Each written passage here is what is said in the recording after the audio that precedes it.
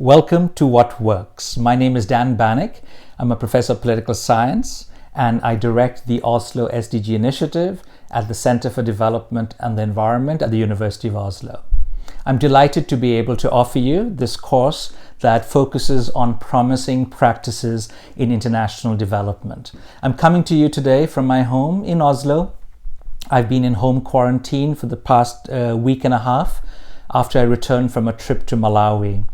And I've been working hard together with my colleague Kaya Elise Gresco in updating some of the videos in this module that we first offered as a massive open online course, a MOOC from the University of Oslo in 2015. This MOOC was a collaboration between the University of Oslo, Stanford University, the University of Malawi, and China Agricultural University. Since then, we have offered this MOOC in 2017 and 2018. The purpose this time around, and as I've been thinking about this course during this period in home quarantine, is to update some of the videos that we've offered over the years, but also retain some of the videos, many of the videos that we still think are relevant.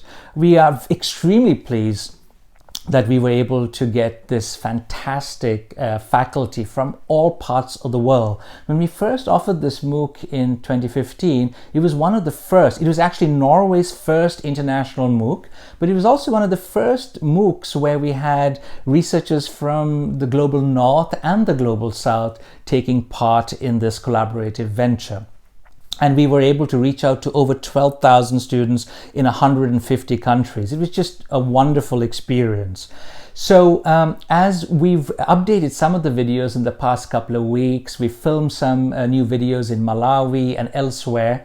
Our goal is to promote this kind of a positive narrative, particularly in this time of global crisis. So the course is structured in 5 parts. The first one looks at international development, understandings of development, discussing what constitutes success. And this is not something that is easy, because every time you realize or you agree and you are convinced that something is a success, somebody else will actually contest that. Success sometimes is very temporary, in the sense that a program could be successful for a short time and then it disappears and all kinds of negative results come out of it. So these are some of the issues we'll be discussing in the first section: the role of ideas in development, and more specific topics related to gender equality, state building, and also introduce you to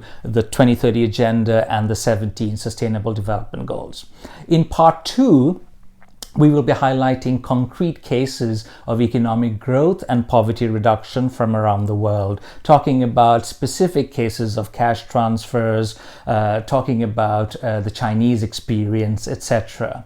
In part 3, our focus is global governance and the rule of law, where we explore the idea of democracy, the idea of the role of NGOs and civil society, public participation in making leaders aware about the force of economic needs. And this is particularly relevant in this day and age, where several countries are being perhaps convinced that the Chinese model or the Singaporean model or the authoritarian model of development is perhaps best suited for their own development needs. So we are going to try and make the case for democracy, that there are some intrinsic and instrumental values, purposes in terms of democracy promoting development, including rule of law initiatives that are working around the world. In part 4, our focus is global health. Given the corona epidemic or pandemic, of course, this section assumes special importance. You will hear me talk about some of the global successes that we've achieved over the years, including life expectancy at birth that has increased.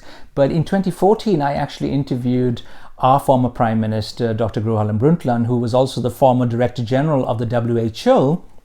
And I asked her to reflect on health successes. This is the fall of 2014. And what is particularly interesting is that she reflects on how the WHO, during her reign as the head of WHO, tackled the SARS epidemic. So that could be interesting. We also have specific talks on immunization, Ebola, and also global health governance. And the final part, part 5, our focus is on international development as viewed through a foreign aid lens and international cooperation. Does aid actually work? In this day and age, again, there's a lot of talk about foreign aid, that there's a threat to foreign aid. The US and many European capitals are questioning whether aid is actually effective. There's a lot of discussion in academia about aid effectiveness or misuse.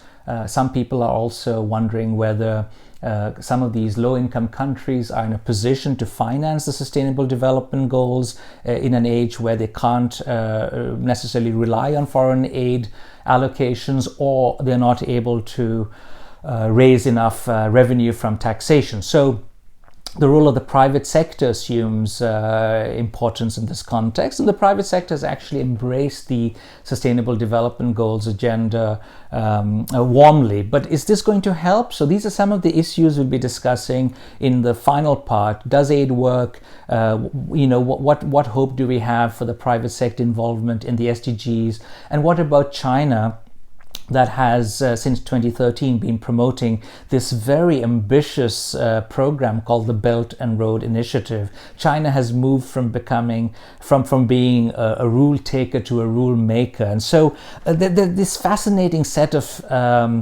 things going on around the world that we'll be reflecting on in part 5. So I hope you will enjoy this set of lectures that is a combination of old and new lectures.